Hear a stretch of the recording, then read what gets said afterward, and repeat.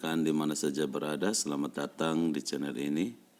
Channel yang berbagi informasi terkait PNS, P3K dan juga honorer.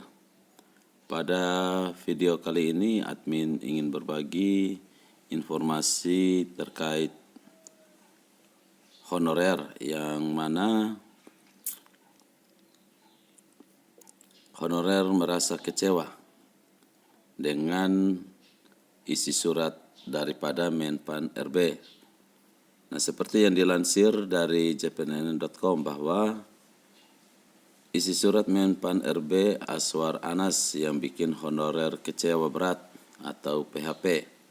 Nah, rekan-rekan sekalian, kira-kira isi surat dari Menpan RB berisi tentang apa? Mari simak video ini hingga selesai agar rekan-rekan sekalian tidak salah mengartikan di dalam menanggapi informasi ini. Demikian informasi ini bahwa jpnn.com Jakarta, Menteri Pendayagunaan Aparatur Negara dan Reformasi Birokrasi Menpan RB Abdullah Aswar Anas telah menerbitkan surat tentang pengadaan ASN 2023.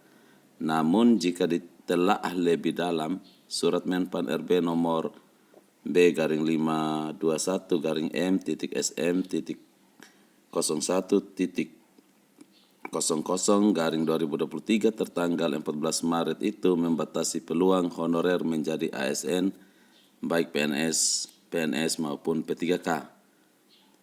Kalau baca surat Menpan RB Aswar Anas secara detail malah pemberatkan honorer. Mana janjinya mau menyelesaikan honorer.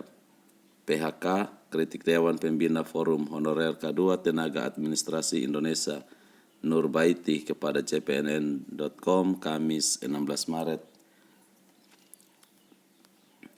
Surat Menpan RB yang ditujukan kepada pejabat pembina kepegawaian PPK instansi pusat daerah ini mengatakan untuk pemenuhan kebutuhan aparatur sipil negara ASN di lingkungan instansi pemerintah tahun anggaran 2023, maka setiap instansi pemerintah wajib menyusun kebutuhan jumlah dan jenis jabatan ASN yang mendukung pencapaian tujuan instansi pemerintah dengan penetapan Menpan RB.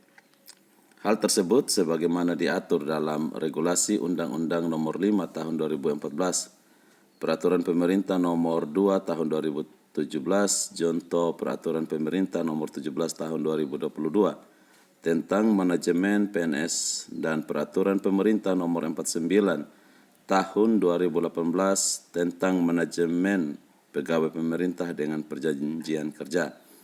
Selanjutnya, usulan kebutuhan ASN tahun anggaran 2023 harus memperhatikan ketersediaan anggaran dalam APBN atau APBD dengan prinsip zero growth, kecuali untuk pemenuhan ASN bidang pelayanan dasar di bidang pendidikan dan kesehatan. Sementara itu, untuk usulan jabatan fungsional dapat pula diusulkan untuk semua jenjang jabatan fungsional sesuai dengan peraturan masing-masing jabatan fungsional dan akan ditetapkan sesuai ketersediaan instrumen seleksi. Adapun hal-hal yang harus diperhatikan dalam menyampaikan usulan kebutuhan ASN sebagai berikut.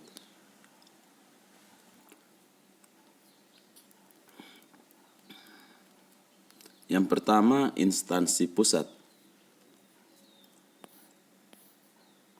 Usulan kebutuhan berdasarkan peta jabatan yang telah ditetapkan oleh P3K dan memperhatikan jumlah ASN yang memasuki batas usia pensiun tahun 2023 serta kesediaan atau kemampuan anggaran dengan ketentuan sebagai berikut. Yang pertama, instansi pusat dapat mengusulkan kebutuhan CPNS dan P3K. Yang kedua, usulan kebutuhan CPNS hanya pada jabatan di bidang kejaksaan, bidang kehakiman, bidang intelijen, serta tenaga dosen. Yang ketiga merujuk pada huruf A, usulan kebutuhan CPNS untuk jabatan pelaksana berpedoman pada Peraturan Menpan RB nomor 45 tahun 2022 dan keputusan Menpan RB nomor 1103 tahun 2022. Yang keempat, kebutuhan tenaga dosen sebagaimana dimaksud pada huruf A merujuk pada data kebutuhan dari Kementerian Pendidikan, Kebudayaan, Riset, dan Teknologi. Yang kelima, usulan kebutuhan P3K untuk jabatan fungsional berpedoman pada peraturan Menteri tentang nomenklatur masing-masing jabatan fungsional dan keputusan Menpan RB nomor 158 tahun 2023 dengan syarat kualifikasi pendidikan sesuai rekomendasi dari instansi pembina. Dan yang keenam, kebutuhan tenaga kesehatan merujuk pada data kebutuhan dari Kementerian Kesehatan.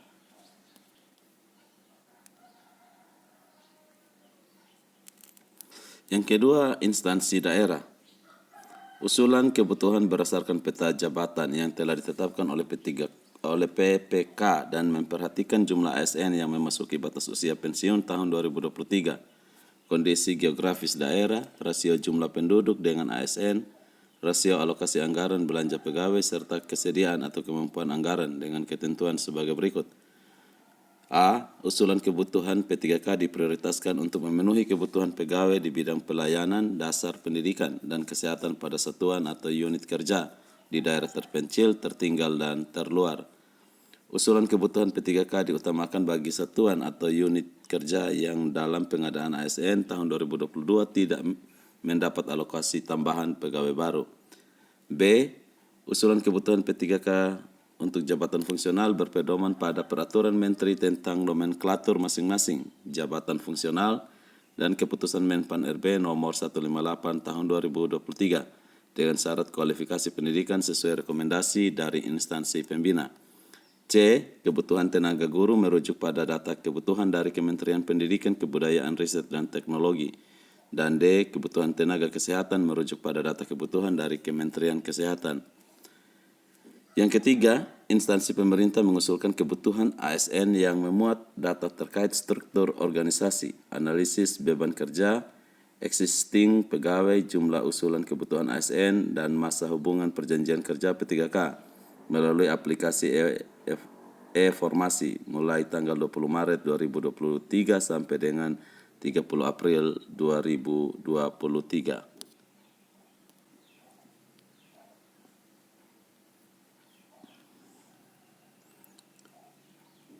Empat, instansi wajib melengkapi dokumen sebagai berikut. A. Tautan peta jabatan terbaru yang telah ditetapkan dan dapat diakses atau diunduh. B. Surat usulan kebutuhan ASN tahun anggaran 2023 yang telah ditandatangani oleh P3K. C. Cetak rincian usulan dari aplikasi e-formasi yang telah ditandatangani oleh P3K. Dan D. Surat kesanggupan pembayaran gaji, tunjangan, dan pengembangan kompetensi pegawai yang telah ditandatangani oleh PPK. 5. Kelengkapan dokumen sebagaimana dimaksud pada angka 4 disampaikan kepada Menpan RB melalui aplikasi e-formasi paling lambat tanggal 30 April 2023. 6.